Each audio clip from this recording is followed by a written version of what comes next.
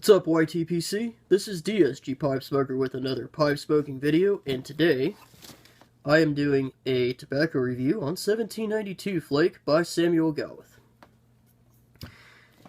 This blend, for those of you who don't already know, is a dark fired Kentucky blend with dark fired Kentucky, Tonka bean, and Virginia.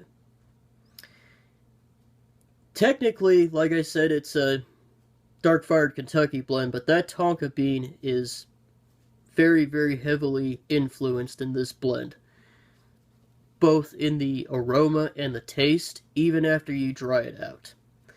Now, with that being said, let's take a look at the blend.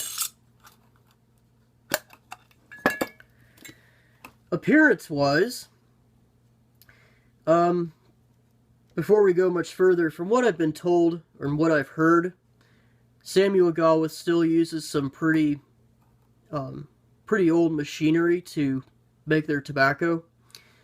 So their flakes are not exactly the prettiest, but they work. Anyway, that's kind of the reason why. We find a good flake here. The flakes look like this. Raggedy, kind of long, and very thick. See if we can get. That's really, really thick. I mean, that's at least twice as thick as, like, Peter Stokkebye's Luxury Bullseye Flake. And if we look at the color, you can see it's very dark with just a few specks of that yellow from the Virginia. Aroma-wise, if you remember the tin opening that I did a while back on this blend, I noted that there wasn't much for aroma. Well, I took Bradley's advice from Stuffin' Things and let the tin basically air out by opening the tin and letting the tobacco sit in the tin with the lid on it and allow it to breathe a little bit for about a month or so, 3 or 4 weeks.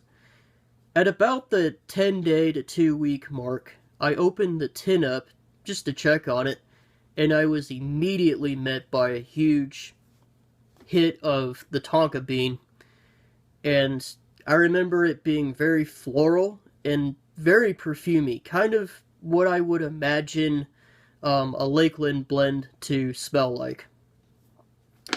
As far as right now goes, after it's been, dried out in the tin for a little bit, the Tonka bean is still there and it's still very prevalent. It's definitely in the forefront, but if you kind of stick your nose in there and really pick out the aromas, the smokiness from the dark fire Kentucky starts to come through a little bit, but it's mostly that Tonka bean floral smell. Not quite as pungent as it was at, like I said, the 10-day to 2-week mark when leaving it in the tin cracked, so that it'll air out. But it's still there nonetheless. With that being said, let's talk about smoking mechanics. So, continuing on the topic of the moisture content, even after drying it out in the tin for a month, I found that I still had to rub it out and let it dry out for about 30 minutes. In fact, I had to do this in 2 stages. The first stage, I rubbed it out, let it dry out for about 15-20 minutes. The second stage was an additional 10 to 15 minutes, and then it was ready to smoke. And it was barely ready to smoke at that.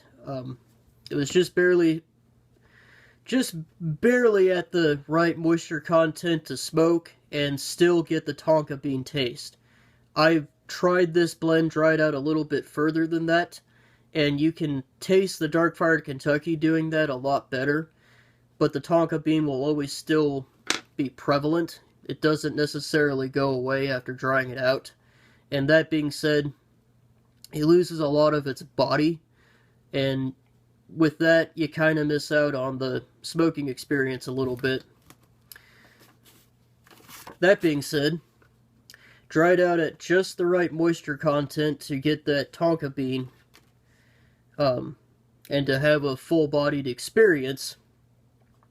Takes a little bit to light, but once you do get it lit, it'll stay lit as long as you puff on it. And it's relatively easy to keep it lit in the beginning, but that gets harder and harder to do as you smoke it down. It does accumulate quite a bit of ash, so dumping it is necessary. When it's dried out a little bit more than that, obviously you don't have as many issues, but again, you lose out on the full body nature of this blend. And even though the Dark Fire Kentucky is a little bit more prevalent and a little bit more forefront,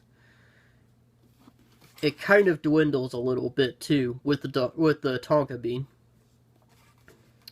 With that being said, this is a full-bodied, full-flavored smoke that produces quite a bit of thick, chewy smoke, and it has a relatively high nicotine content. Not quite as high as Irish Flake from Peterson, but it's still up there. I was comfortable smoking it in a pipe that was up to about the size of an average bowl. Anything more than that and I couldn't handle it. So be wary of that. Additionally, no tongue bite. None whatsoever. Even when it was at the moisture content that it was at, did not have any issues with tongue bite. And it really didn't smoke too terribly hot at all.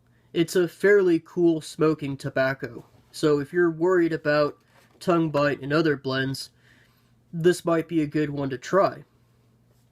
As far as pipe preferences go, as for, most other Dark Fire Kentucky blends, including this one, wasn't too terribly picky about chamber dimensions. In that regard, it smoked fairly consistently. With that being said, I found that in corn cobs, it tended to bring out more of the Dark Fire Kentucky component rather than the tonka bean. Beersham tended to sort of kill off the Dark Fire Kentucky taste and really amplify the tonka bean a little bit.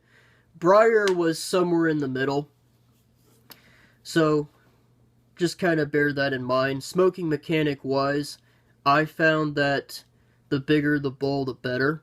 So if you can handle the nicotine content of this blend, and you can, definitely put it in like a 320 or a large pot-shaped bowl, smoking mechanic wise, I would say that's the best bowl the best pipe for this blend.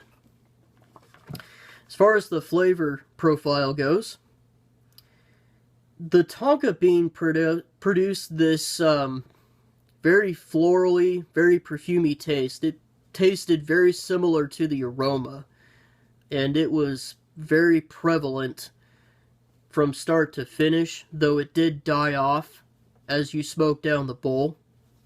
And that's especially true in like an average size bowl. I would assume that it would be the same thing in a very large bowl. The Dark Fire Kentucky in it was kind of interesting though. It did have the typical mesquite smokiness that most Dark Fire Kentucky blends have. But this one didn't really have a whole lot of spiciness. Instead, it had a lot of like damp earthiness kind of flavor to it, in addition to the smokiness, along with just a little bit of sweetness in the background, probably coming from the Virginia, maybe even from the tonka bean itself. I noticed the tonka bean mostly in the draw and immediately on the finish, along with the Dark Fire Kentucky being mostly on the finish. Retrohale-wise was pretty much the same thing. My final thoughts on this. I like the Dark Fire Kentucky components to this tobacco. I really like that flavor profile. And I kind of like the tonka bean too. With that being said, I don't know if I necessarily like them together. For the same reason that I don't like ice cream on my steak. You know, I love ice cream. Who doesn't? And I like a good steak. Again, who doesn't? But, like, if you took scoops of vanilla ice cream and put it on a steak and put chocolate syrup on that, that would pretty much ruin the steak. Along with, you know, the saltiness and the seasoning. The juices from the steak will get into the ice cream and that'll ruin the ice cream. They just don't go well together. 1792 Flake kind of has that same feel to it. So I don't know if I necessarily like it a whole hell of a lot. I may try and smoke it a little bit more to see if my mind changes, but I don't know if that'll necessarily be the case. With that being said, this is a very popular tobacco. And it's just one of those tobaccos that some people love it and some people hate it. And there must be a lot of people who really like it, because the only way I was able to get this in a tin was at my brick and mortar, and I had to pay like $25 for the tin, and it was the last one on the shelf. SmokingPipes.com didn't have it, they only had it in bulk. Or not SmokingPipes.com, PipesandCigars.com only had it in bulk. SmokingPipes.com didn't have it, and I couldn't find it elsewhere. So, again, it must be popular because it's sold out quite frequently. So I hope you enjoyed that review. I apologize that it's been a really long time. But I'm doing the best I can. And with that being said, my next review is going to be Bell's Three Nuns from McBaron. And that one's going to be an aged tobacco, so look forward to that.